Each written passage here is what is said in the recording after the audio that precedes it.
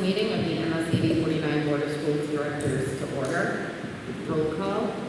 Bouchard. Booton here. Brown Woods. Caverly. Davis Folsom. Dumont. Ashe. Hussey. Knowles. Lambert. Mishu. White. And Williams. The Pledge of Allegiance.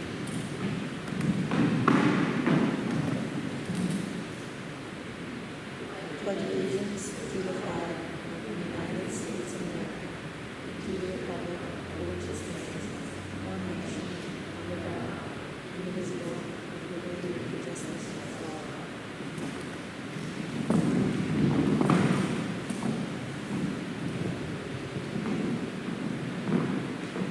Approval of minutes. Is there a motion to accept the minutes of the August 19th, 2021 school board meeting?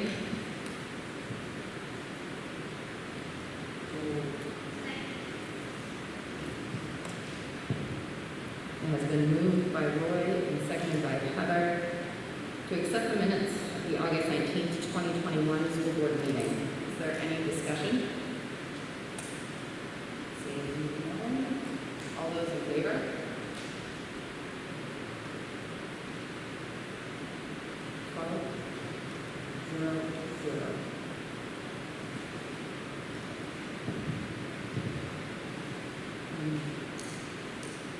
Next on the agenda is citizen input. And before we begin that piece, because I had noted on the agenda, was also an opportunity to comment on the ARP ESSER 3 application and the substance of the projects that we're going to submit to the state. So to remind the community that our general plan in a couple of categories is posted up on our website. And we had sent out a couple of surveys to students and families regarding uses of the ARP, but I'm just going to remind you that MSAD 49's award is $6,333,722.85. And as part of the requirement to utilize these funds, there is a 20% reservation for all these awards in the country, going to states down to school units. So our 20% reservation that needs to be directed at learning recovery and meeting the needs of students affected by the pandemic and as a direct service to them. And that would include academic, social, emotional, mental health among those. So that 20% reservation is $1,266,744.57. And as we'll discuss a little bit later, some of those mitigating strategies and the bulk of where we're going to aim those funds at are extended school day, extended school year programming, funding staff to provide that to students. And that includes the cost of transporting them home in an after-school day setting or after-school year. We'll talk about that a little bit later.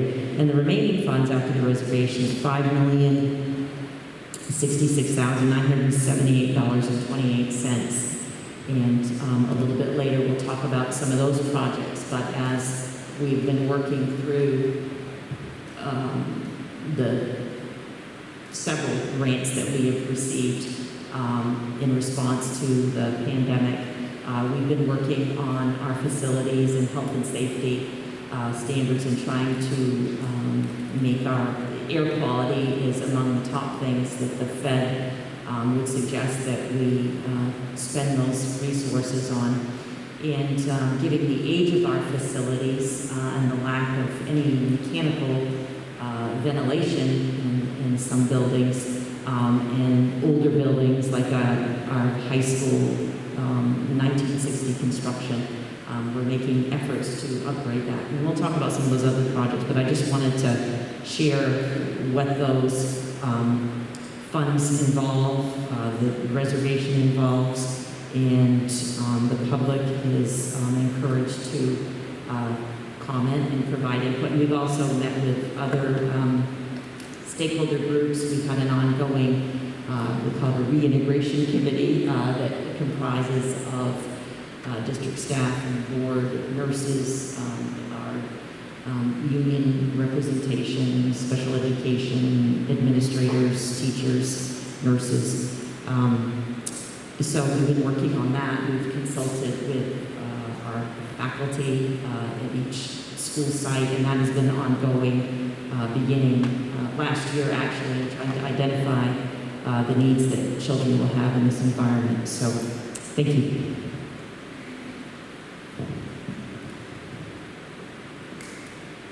Is there anyone in the audience that would like to address the board? All right. Moving on, there's no old business, new business. What action would the board of directors take to elect a chair?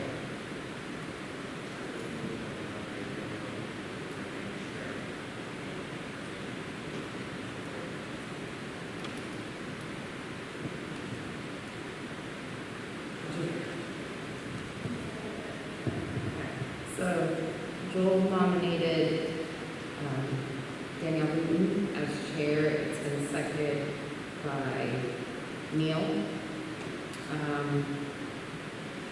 Are there any other nominations? Any discussion? All those in favor? Opposed? Abstained? 0. Thank you, guys. What action will the board of directors take to elect a vice chair?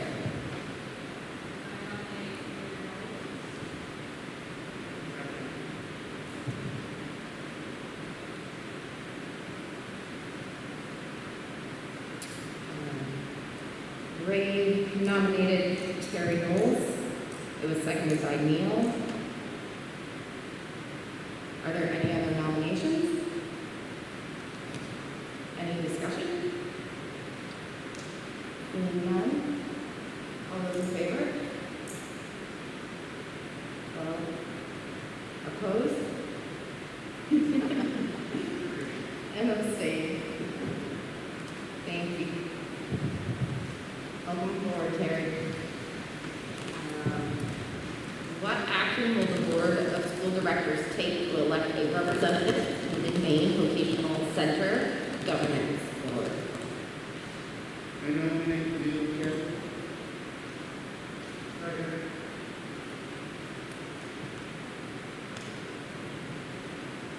Terry nominated Neil Caberly. Roy seconded to the, as the representative to the McMaine Vocational Center. Any other nominations? Any discussion? Seeing none, all those in favor? 11. Opposed? 0. Abstained? 1. Thank you, Neil. There was something that was left off the agenda. It's what action will the Board of School Directors take to elect a lead negotiator? Are there any nominations? I would nominate Thank you. Joel nominated Danielle Wooten as the Board of School Directors lead negotiator. It's been seconded by Katrina. Are there any other nominations? Any discussion? Seeing none, all those in favor? 11. All those opposed? And 0 for abstaining. Thank you, guys. Resignations.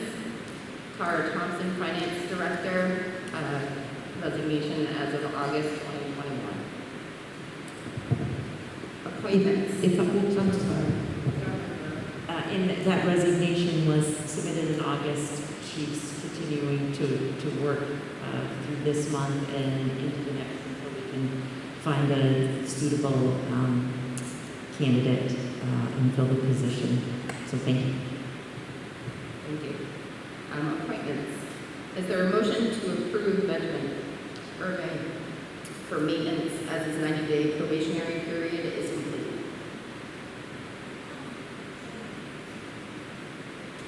Thanks, Heather. It's been moved by Heather, seconded by Katrina to approve Benjamin Irving for maintenance. Any discussion? All those in favor? 11. Opposed? 0. Abstained?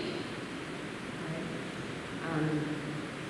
There are no committee reports, since this is the first meeting of the school year. Superintendent's report. Thank you, Danielle. So what I would like to review first are the projects that we are proposing right now at this time for our ARP ESSER 3. And as I stated, that with the 20% reservation, there are specific purposes for that, and then there are direct services to students to mitigate COVID impact that relates to academic needs, social, emotional, mental health primarily.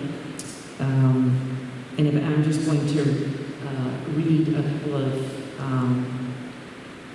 FAQs from a webinar that was held by the department in July.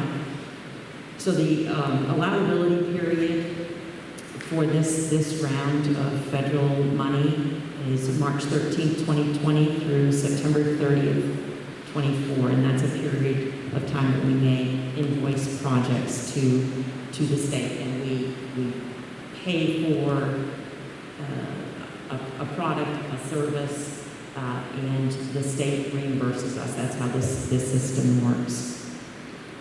The application is due on September 29th, and it is required that we submit that at that time, but understanding that the substance is fluid and we are able to continually update the application. And it makes a lot of sense because we looked at data that we had about students' say academic progress, their needs, and the conditions of our facilities and the things that we thought we could do health and safety-wise to improve, make capital improvements.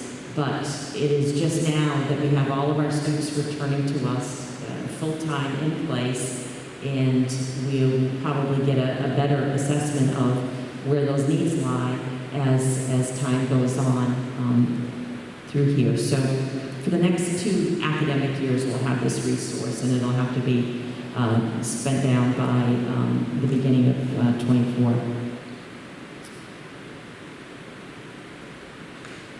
So as I stated, I'll begin with the set aside the reservation. And I have several categories listed on the website, credit recovery being one. And so within that category, I had shared some of the potential projects, and we're calling them projects, but the credit recovery will be a system of resources and people implementing them to directly serve students. And I will say that it was an ongoing discussion last year, particularly the senior high school. We talk about credits and keeping students on track to graduate within those 4 years. We had a third of our students wholly remote last year, and what bore out was that they were not, in large part, academically successful in that kind of environment. And we know that students do better when they're physically here with us. And unfortunately, with a hybrid model, that access was limited to every other day. But for the students and families who opted for that full remote, it was a challenge for them. So we know we have a situation in which students need to recover some credits in it. It is in the high school system of credits and course failures. It is not necessarily the whole course that a student would need to repeat, like we had done this summer with the summer school program. At the close of the semester, high school teachers were asked to submit PLP's personal learning plan and identifying those missing components that were, the barrier to the student earning the credit. What work would they need to complete to earn the credit? And what learning would they need to achieve to earn the credit? So we know we need to set up a mechanism for that. And there are some different avenues that we're going to use. We're going to purchase some software, a couple of pieces of software, one being Ingenuity, and the inception of that came from our adult education program, who works very closely with students, not necessarily in the adult ed community, but also our high schoolers who are needing to pick up a course or two. So the software is very helpful, and of course staff are assisting students. In adult education support, we utilize that resource in our district, and in part due to a lack of alternative education pathway here for high schoolers. We are able to utilize adult ed, and I keep pointing because it's right on our campus, and it's helpful. That we're in such close physical proximity to them as well. We have an Ed Tech 3 position, and that is one that we had removed from our general fund budget way back in February, but looking to utilize this individual as a support for students. And we're also proposing some coordinator, a dean of students, position, and Principal Bowers was very creative in proposing this because we know that there will be some oversight needed to pay very close attention to those deficits. I'm just going to read a little bit about some of the assignments that this person would have due to lack of alternative ed program and transitional program for our students at the high school. This position would be involved with academic progress monitoring, career counseling, post-secondary planning, and monitoring. Further states, academic progress monitoring would be done in concert with school counselors, teachers, administration. It would include monitoring those students at risk of not making adequate yearly progress toward graduation, as well as an academic testing coordinator. He mentions the work of career counseling. The position would organize and plan career fairs and other exploratory endeavors for students' interests, as well as setting up job shadowing and internship opportunities for juniors and seniors. As a post-secondary planner, this person would offer assistance to students in college selection, completion of the FAFSA forms, and common application. And he also states that it would meet a new NEASC requirement of having a graduate-ready plan for seniors. It would also help bridge the gap we currently have not being able to offer students in-depth career counseling and career exploration. And of course, we have high school counselors who work on those pieces. We also have a social worker working on some other needs.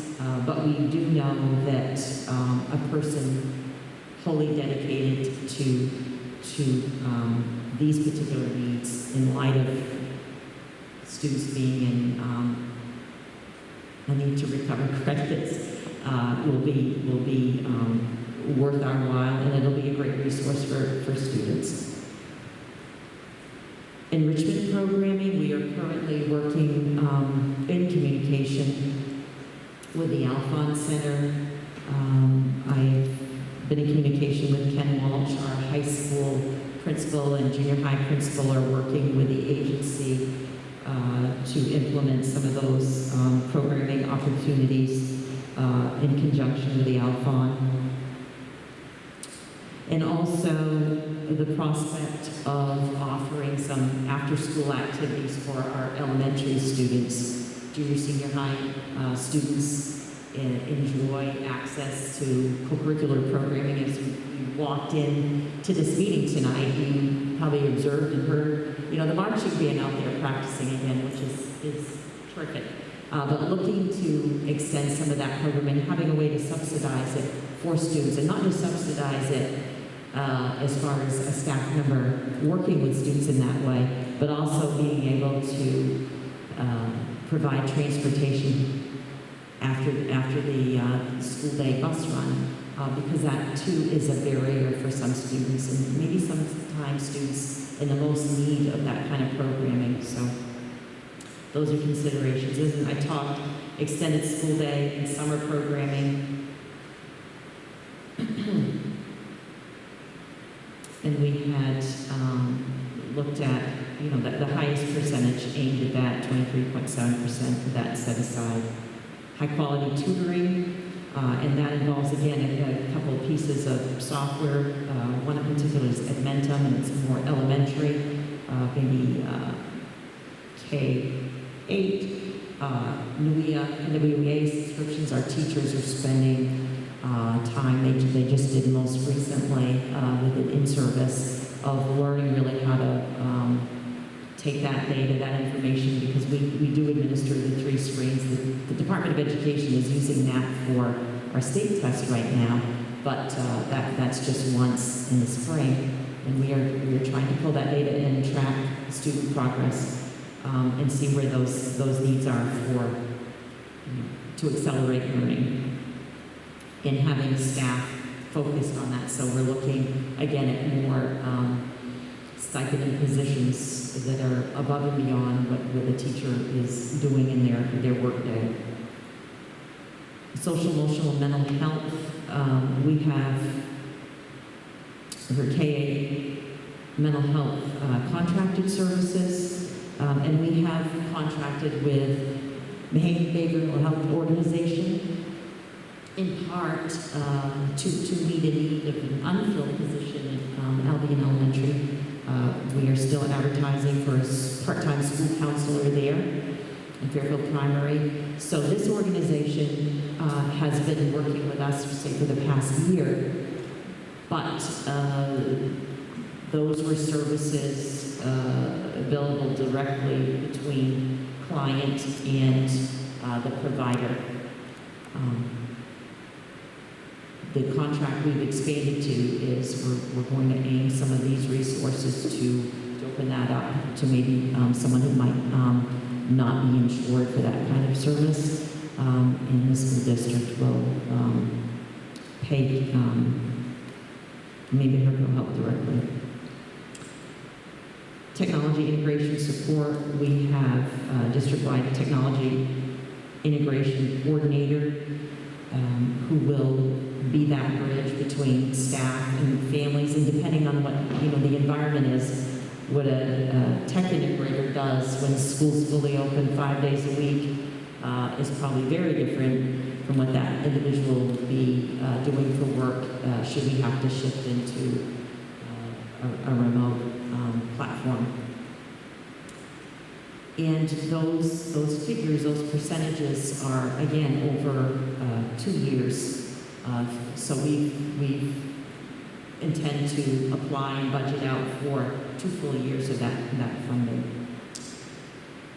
So that's our plan for the reservation, the set aside. And the other components relate to, and I've categorized them as COVID preparedness and response efforts. And those are among them nurses and paying nurses to do the work beyond the workday. I was just speaking with one of our nurses shortly before this meeting as they're gearing up, and they have really laid out a terrific collection of resources. Right on our banner page, there's a COVID resource button where the nurses lay out with all kinds of hyperlinks embedded to how we're going to respond, including some information on flu testing.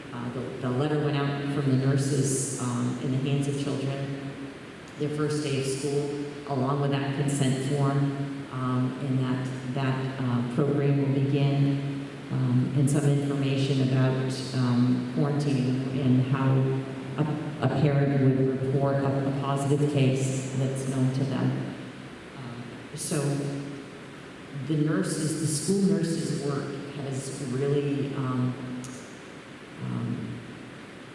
grown because of this pandemic. And if you think of if you remember back to last year, the late hour notices or the robocalls that you would get sometimes, every day, unfortunately. And behind all that information gathering, and I gave the numbers at the last meeting of those cases that were 931, I think, quarantine events last school year. But that was the work of the nurses and the administrators doing the contact tracing and making all those calls to those families. So that is one of the projects. Improving air quality. Our current agreement with Siemens, working on mechanical ventilation in our buildings where there was some mechanical ventilation that existed that we could upgrade. And Scott will talk about that in a little bit.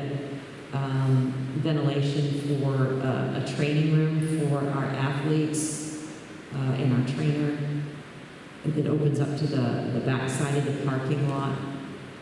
We'll have people collected in that space receiving treatment or any other need that they might have. So we have ventilation in that space. Again, Scott will talk about the heat wheels. That's another proposed. And I'm just going to jump ahead. We'll get back to the air quality in a minute and the specifics of that. Repair and improving school facilities. And that is one thing in this school district that we have dedicated a lot of our resources to. You see the paving outside. That's not coming out of this project, but what we are trying to address are deferred maintenance projects that have come to the point where we have this opportunity to not use money in our local fund that isn't there for these projects. And again, reminding us of what occurred in the junior high building last year that shut the place down, made the facility inoperable with a sewer line. That was over $250,000, but fortunately we were able to address that in a way that didn't cause us to tap local resources. So they are things like upgrading bathrooms, flooring. We're still working on pulling up carpeting in classrooms. Much of that was done last year, this summer, but there's still work to be done. Replacing windows, workable windows, this whole complex here. I think Scott has worked through that.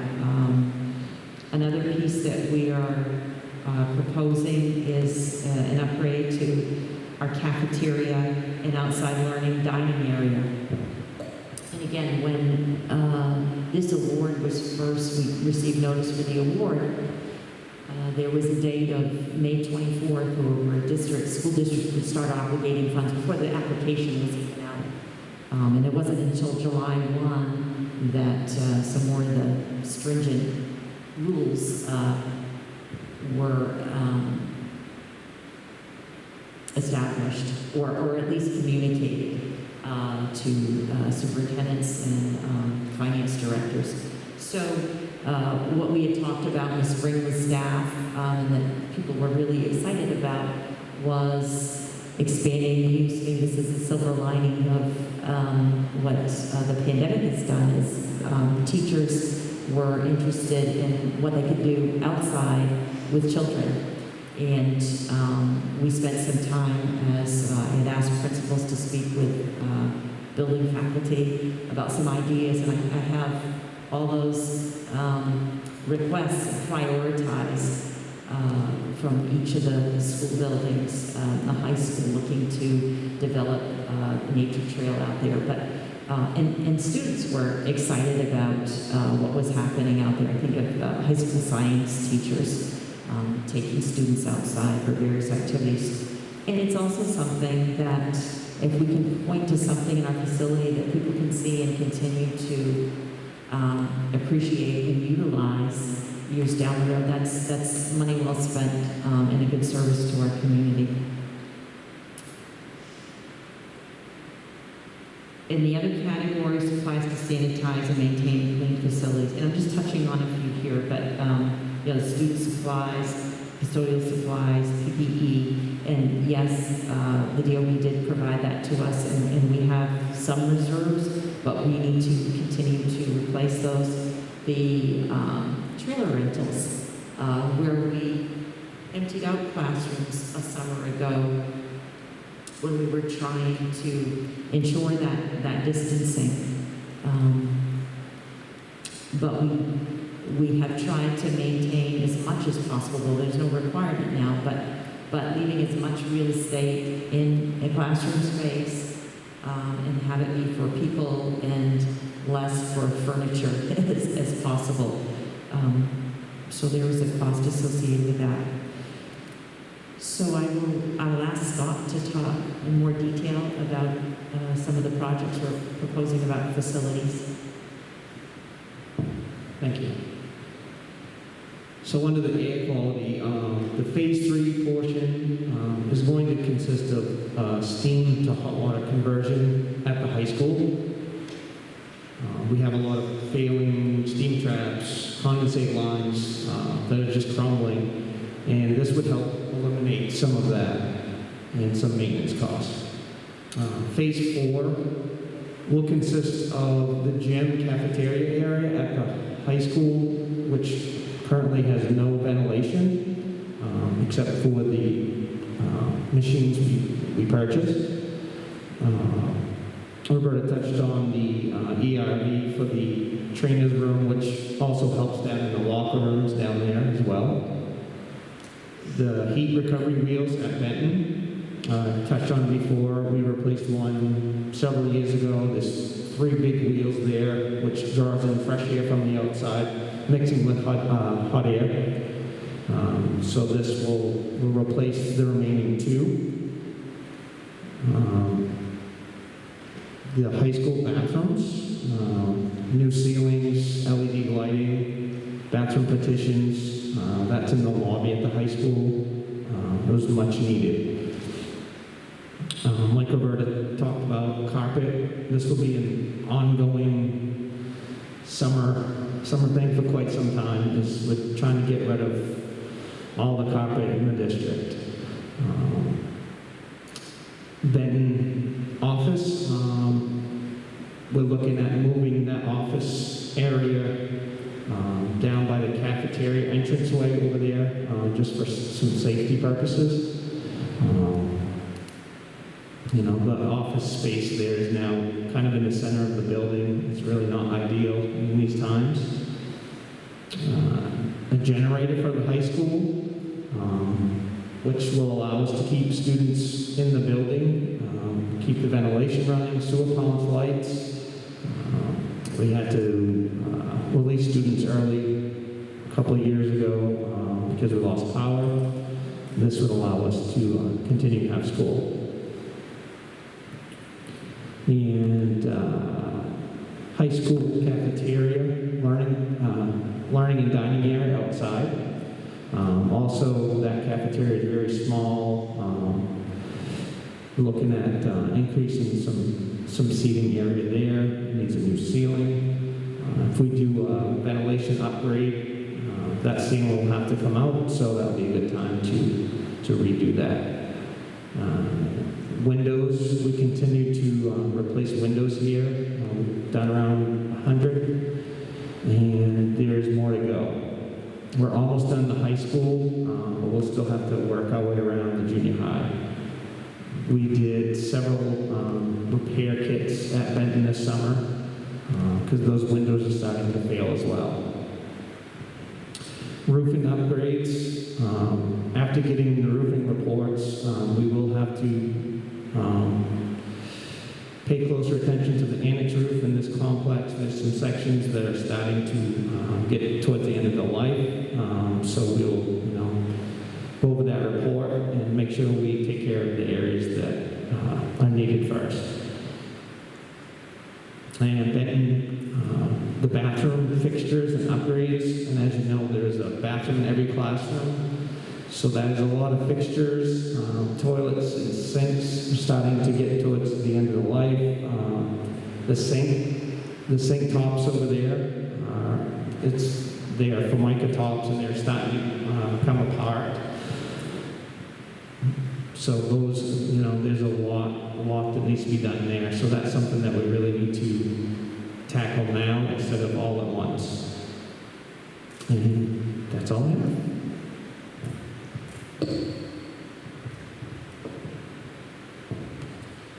Does anyone have any? Please, any questions or suggestions about projects?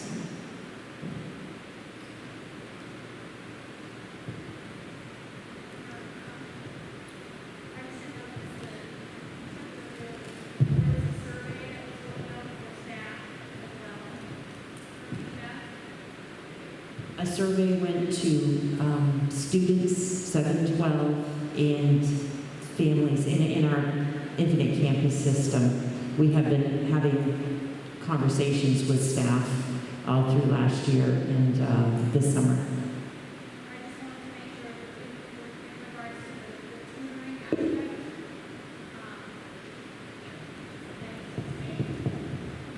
I just had a question in regards to the high quality tutoring aspect, just to make sure that our staff had input on that since they're the first line people know. Okay, so the tutoring, and that's where we have software, and I need a couple of pieces of software, Edgenuity and Edmentum, and that requires a teacher's oversight. Some of it is a student can work through and be assigned a particular area where they needed some support, much like some of our math programming right now. But what needs to be a component there is an adult's oversight and interaction with the student regarding what those needs are, the learnings occurring, and what other support they need. Did I answer your question? So we're going to buy the software, we're going to pay people teachers to support students as they go through those pieces. And the Edmentum is an online software program? Edmentum and Ingenuity are two types of software. I've had Laura Reynolds, who is that technology integration coordinator, look at both of those pieces of software thoroughly and see which is more appropriate for younger students versus older students. Thank you. Yes.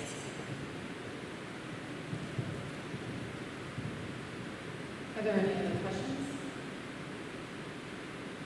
All right, thank you, Roberta, thank you, Scott.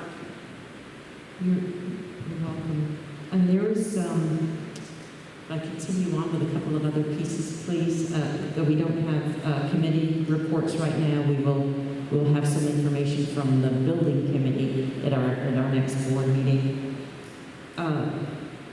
In your folder, I provided you with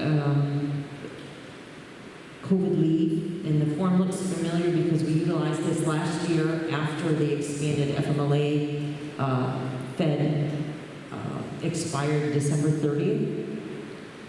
So we offered our own leave provisions to our employees. And this is, that expired in June. And I'm highly recommending that we have some provision in place for our staff.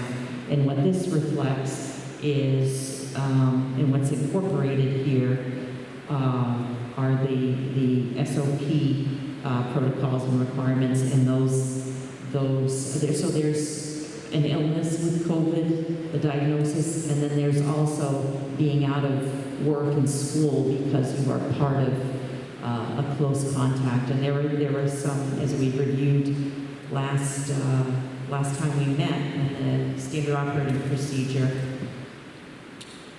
people do not need to quarantine due to school exposure in the following circumstances: the employee is fully vaccinated, not displaying any COVID-19 symptoms, the employee has a previous positive COVID-19 test result collected within 90 days of exposure, or the employee participates in weekly pooled testing. And this was reviewed by Drummond Woodsum. It also provides some provision for employees who need to take leave due to an interruption of their child care. So I believe that we still need to have these provisions in place in this form right here.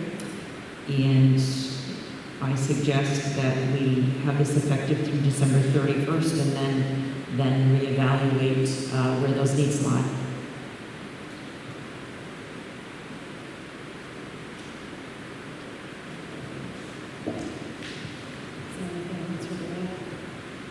And this is going to go to all employees? Yes. Okay. Yes.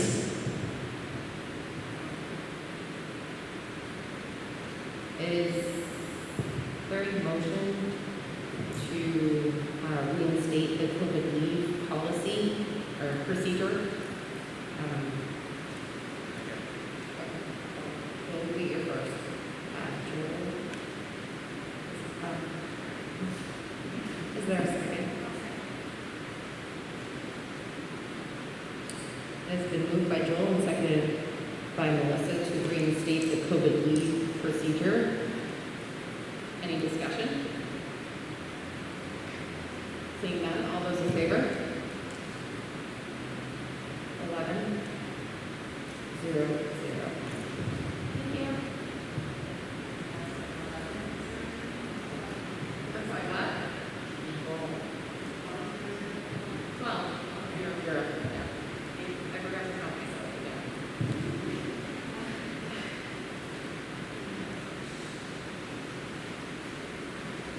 Thank you, Roberta, for your report. Moving on to other business, the 2021-2022 co-curricular directors, advisors, and coaches, no motion necessary. Freshman football, Jesse Dodge. JV football, Kevin Malady. Junior high football, Elon Carnage. Before we go into executive session, there's a couple things I wanted to bring up. In your folder, you had a copy of the MSAD 49 school board bylaws. I am proposing a change in section 5 to remove the sentence about professional discussion committee. This is due to the contractual language changes that were negotiated between the Teachers Association and the board. That committee no longer exists. So to update the bylaws and keep them current, I suggest to remove that.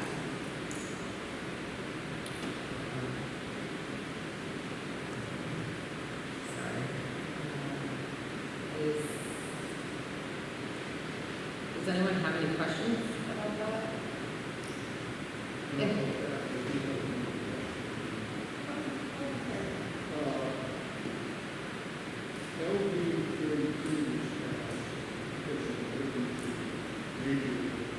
Basically, talked about reinstate all having remote public meeting.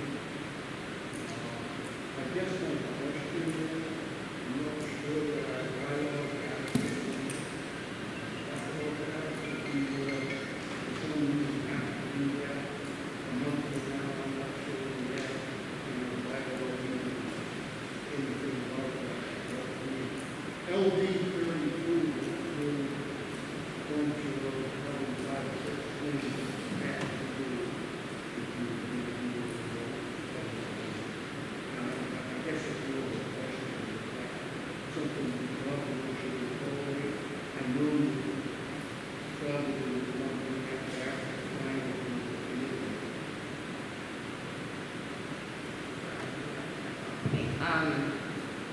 Yes, we can actually vote on the changes at our next meeting. If the board wants to include that. I don't know if you guys heard Terry down there.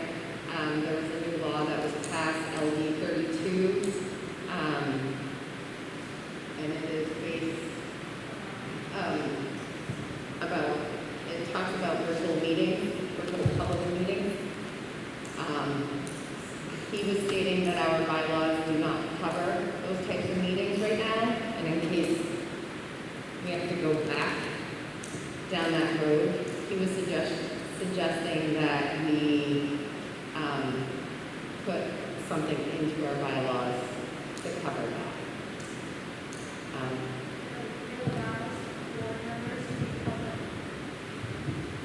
We incorporated this as well, but it allows board members to be present virtually if you need to meet a quorum for some reason. So it allows flexibility for boards to continue to meet in a virtual platform publicly.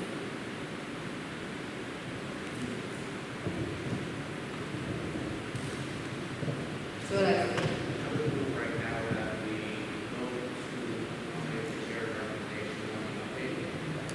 On that particular subject matter. and then we can bring up the Terry part. I think that's great, we can get it in here, but I think it's a discussion on how to word it. I would suggest that we consult with Drummond Woodsum for the exact language, and we can address that, the board can address that at our next meeting. Yeah, Okay. that sounds good. And also the discussion between the private sector and how we're accommodate that in that meeting. Okay. So we'll pull out, you retract the motion. Yes. Okay. We'll just- And at least this way, we can show the edit and all the updates, so that the board has time to look at them before the meeting. The other piece that I forgot to bring up during the committee's report, after the meeting, I have some sign-up sheets for committees, so please sign up for the finance and facilities committee and the policy and educational program planning committee, and there's also a spot for dropout right now. So we can do that after the meeting. Is there a motion to go into executive session pursuant to 1 MRSA section 4056A to discuss contract negotiations?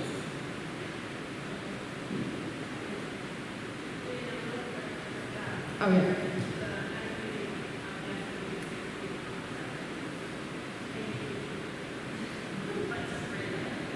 Katrina said that, yeah, before we go into executive session, thank you, Katrina. At the bottom of the agenda, it's actually September 16th is our next board meeting, not the 2nd. So I got Billy Joe, I did not get the 2nd. Oh, thank you, Rachel.